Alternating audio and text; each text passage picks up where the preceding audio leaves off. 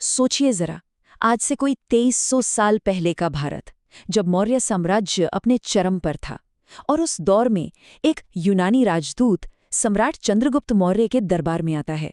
वो जो कुछ भी देखता है उसे एक किताब में लिख डालता है, लेकिन वो किताब आज इतिहास में कहीं खो चुकी है। तो सवाल ये उठता है कि भाई, एक ऐसी किताब जो है ही नहीं, वो प्राचीन भारत को समझने के लिए इतनी जरूरी कैसे हो सकती है? ये अपने आप में एक पहेली है, और आज हम इसी ऐतिहासिक रहस्य से पर्दा उठाने की कोशिश करेंगे। तो चलिए, इस रहस्य की तह तक चलते हैं।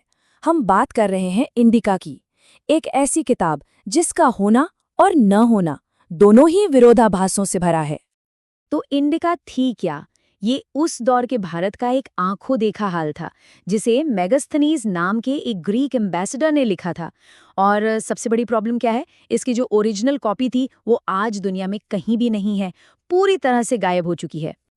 तो भाई, ये मेगास्थनीज था कौन, और वो हजारों मील दूर भारत में कर क्या रहा था? चलिए पहले इस राजदूत और उसके मिशन को समझते हैं। देखिए, ये सब शुरू हुआ एक पॉलिटिकल डील से। सिकंदर के जनरल सेल्यूकस और भारत के सम्राट चंद्रगुप्त मौर्य के बीच एक समझौता हुआ, और उसी समझौते के तहत मेगास्थनीज को एम्बेसडर बनाकर पाटलिपुत्र यानी आज के पटना भेजा गया था। उसका काम सिर्फ दोस्ती निभाना नहीं था, असल में उसका असली मिशन था मौर्य साम्राज्य की ताकत, समाज और शासन को करीब से देखना, समझना और उस पर अपने राजा को रिपोर्ट देना। मतलब वो एक ऑब्जर्वर था जो उस समय की एक सुपर पावर को स्टडी कर रहा था। तो जब उसने अपनी कलम उठाई तो इस महान सभ्यता के बारे में उसने आखिर लिखा क्या? चलिए एक नजर डालते हैं कि इस खोई हुई किताब के अंदर क्या क्या था। ये सुनने में एक बहुत ही सिंपल सी लाइन लगती है, लेकिन यही इंडिका की सबसे बड़ी खासियत है। उसने हर छोटी बड़ी चीज पर ध्यान दिया। मतलब उसकी नजर हर जगह थी।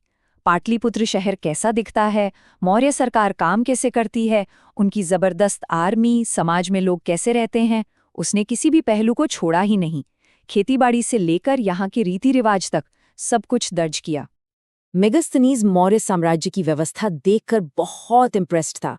उसने पाटलिपुत्र की भव्यता, उसके मजबूत एडमिनिस्ट्रेशन और पूरे साम्राज्य में जो एक स्टेबिलिटी थी, उसकी जमकर तारीफ की।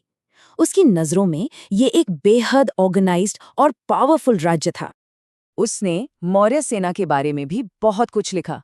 पैदल सैनिक, घुड़सवार, रथ और सबसे खास युद्ध में इस्तेमाल होने वाले विशाल हाथी, इन सब ने मिलकर मौर्य सेना को उस जमाने की सबसे ताकतवर सेनाओं में से एक बना दिया था। अब तक तो सब कुछ बड़ा अच्छा लग रहा है, एक शानदार किताब, एक महान साम्राज्य का ब्यौरा। लेकिन कहानी में असली मोड़ यहीं से आता है, और ये हिस्टोरियंस के लिए एक बहुत बड़ी दुविधा है। तो अगर किताब खो गई तो हमें उसके बारे में पता कैसे चला? जवाब इस प्रोसेस में है। मेगास्थनीज के बाद के कई ग्रीक और रोमन लेखकों ने अपनी किताबों में इंडिका के हिस्सों को कोट किया। आज इतिहासकार इन्हीं बिखरे हुए टुकड़ों को जोड़कर इंडिका की एक धुंधली सी तस्वीर बनाने की कोशिश करते हैं।